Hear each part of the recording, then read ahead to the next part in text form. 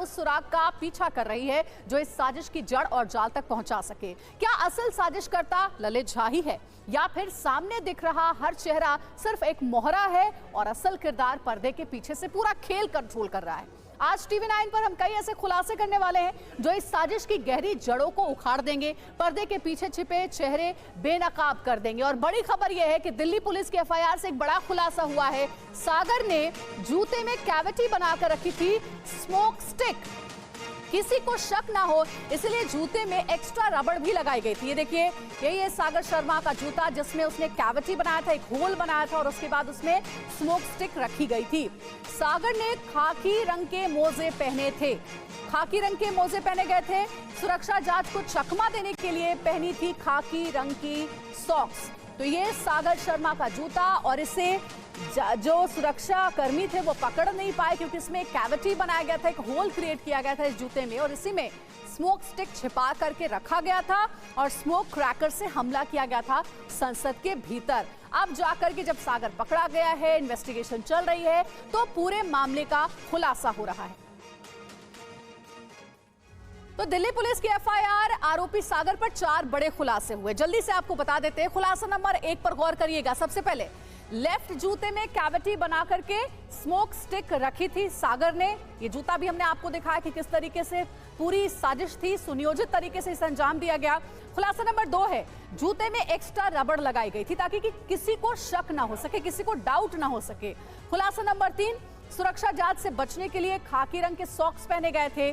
Police वाले भी uniform के साथ खाकी रंग के ही सॉक्स पहनते हैं। खुलासा नंबर 4 है जूते की जांच नहीं होती है, रेकी से पता चला। तो देखिए, ये पता चला कि जूते की जांच नहीं हो सकती थी, इसीलिए सुनियोजित तरीके से पहले तो रेकी की गई थी संसद भवन की और उसके बाद प्री प्लान तरीके से इस पूरी घटना को अंजाम दिया गया था। ज्यादा जानकारी के साथ हमारे संवाददाता जितेंद्र शर्मा हमारे साथ जुड़ गए, उनका रुख करेंगे। जितेंद्र, कई अहम खुलासे हुए हैं जिसमें इन सबको ये पता था कि अगर जूते के अंदर कैविटी बना करके अगर स्मोक स्टिक लेकर जाते हैं तो ये सुरक्षाकर्मी नहीं पकड़ पाएंगे। रेकी भी की गई थी, सुनियोजित तरीके से पूरी घटना को अंजाम दिया गया था। अभी तक कौन कौन से बड़े खुलासे हुए हैं?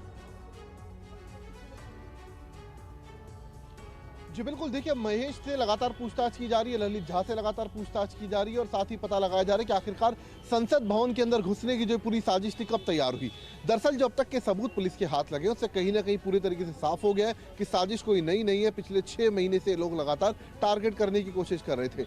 बजट सेशन के दौरान बाकायदा रेकी की गई, जानने की कोशिश की कि आखिरकार किस रास्ते से, किस तरीके से ये लोग संसद भवन के अंदर तक घुस सकते हैं।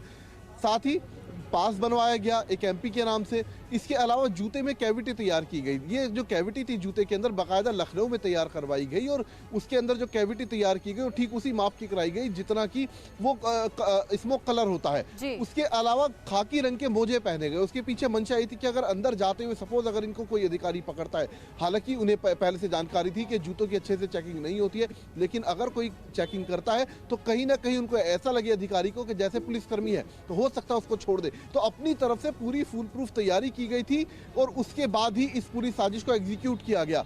तो फिलहाल पुलिस तमाम एंगल पर तफ्तीश कर रही है।